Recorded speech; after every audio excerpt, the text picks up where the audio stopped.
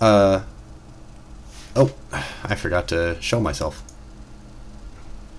But, alright, so, the final note of thoughts for the series would be, in this guy's last moments, there's a little bit more storytelling here. First of all, after finishing this grave and all that, I think he's aware of his mistakes, and he's aware that he rode his crew too hard, he forced them through too much, and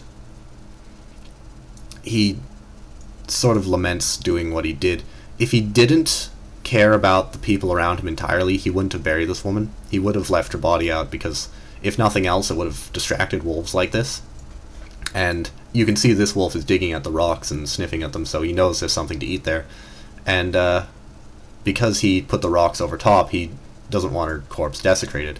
It's a sentimental show, but wherever they are, it's probably far from civilization, and I don't think he would, like, maybe he would come back for her, but even then, that sentimentalism isn't something we've seen from his character before, and it's potentially what cost him his life.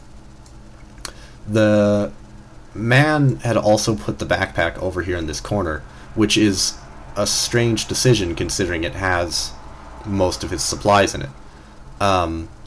He should have put it over by the fireplace, but it's something I was thinking of where he doesn't want to see it. He doesn't want to be reminded of the people he traveled with and his failings in that regard. So he's put his log here so that his back is to the grave and he's looking over the fire. And yeah, that's sort of a little bit of analysis of him. The man himself is, I think he's always quite distant from the people around him. Again, it shouldn't reflect me or the people I've shown in this series, but like, this isn't their personalities, this is my personality, but it's just the stories associated with them. One element I always wanted was the dogs fighting over his hat. It's a big furry hat, so considering wolves eat a lot of rabbits, it's probably why he got his neck bitten, because he's wearing a fur collar, and he's got fur here, he's got fur here. This is the sin section, that's pretty evidently a neck. And yeah, that was a few things. There's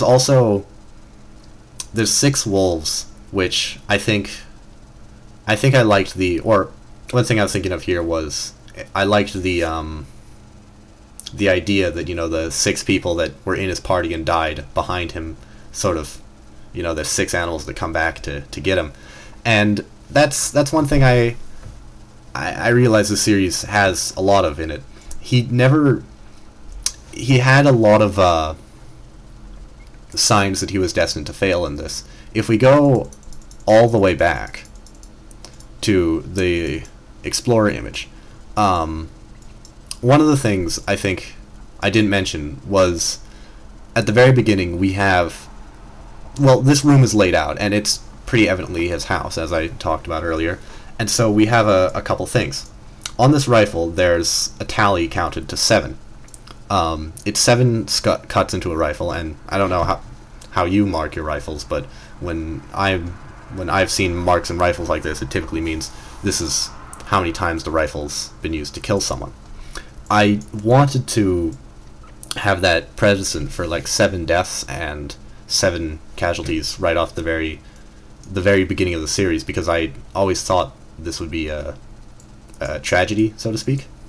Another thing with the decorations in this room is that the man, the explorer here, he has decorated the room, so we see underneath both the lights where you'd want to frame something for, you know, better viewing and all that, he has his weapons in full display. He likes these. He's not afraid to hide these, and so he has them right in the light. And he also has his boat. He has his exploration and his adventures in the light, and it's not something he shuns away from. But when it comes to displaying his self, his lordliness, or his capacities in any way, this painting is out of the light. It's poorly framed and in the corner of the room, and it's not there to be looked at like the weapons in the ship are. And as we move forward in the series, you know, we can always tell he's making a point of not looking at anyone. He's always alone. He's never trying to contact these people or help them, and that's what he is. He's very selfish in that regard. He's very commit to his job, and he's selfish. So, as he always ignores the people around him and that sort of thing, I think this is a pretty fitting fate. And yeah, he's met in the end by a hungry pack of wolves. But another thing about this whole journey is that the first character who abandons is the priest, and with that I also thought it would be sort of metaphorical that they're doing this journey without sort of spiritual awareness or a sense of righteousness to them. And that's foreshadowed a bit in the, or that's hinted at a bit in the increasingly drastic nature of their demise. In this, the shipwreck is far from sea. There's probably not a sandbed here because these waves are rolling, and so it doesn't quite make sense for a boat as big as theirs and as seaworthy as theirs to suddenly be toppled and torn to shreds by the ocean. And going on that, it doesn't make sense for savages like this who are barely wearing cloth to have these braziers which are made out of iron, or else you wouldn't be able to set them on fire. They just burn down. So as we keep going on, like, you know, this man quits out of frustration and he suffers completely nicely. Here they're walking the girl who doesn't have the light in front of the person who does. If he'd been walking in the front, the snake probably would have either been shied off by the light, or just, you know, he would have seen it and not walked as close to the log. There's many little things, and that culminates in this group of wolves who...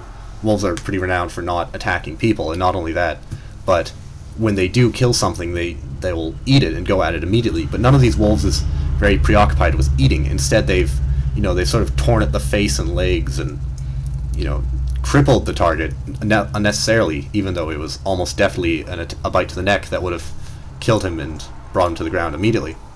And this wolf is howling after killing, which wolves don't do. They howl to communicate and to figure out where the rest of their group is. They don't howl after a kill, especially not to find more of their group when this is already a very large pack. So our explorer's always been haunted by these circumstances that are almost supernatural in how determined the world is to kill him. And I like that motif. I always thought there was something wrong with the man, and that his processions were weird. He has that strange book on the table holding down one corner of the map, and he's so shied away from people and so detached. I always had this idea that there was a presence after him, something trying to pull him to an early grave, and he made the critical mistakes in this series. He worked his friends too hard, and he ignored the people with him. So yeah, I think that's everything I have to say about my series. It was a lot of fun making this. It was hard, it was challenging, and I've developed a full new suite of bad habits to get away from after getting away from my previous ones. But I do think it, as a whole, was a pretty good success. I like a lot of the artworks in it, even if I'm not too sure about some of them. And the story it's been pretty well received so far. So I'm happy with the product in the end. It's not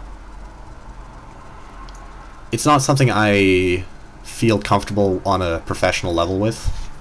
I don't think there's too much that's worth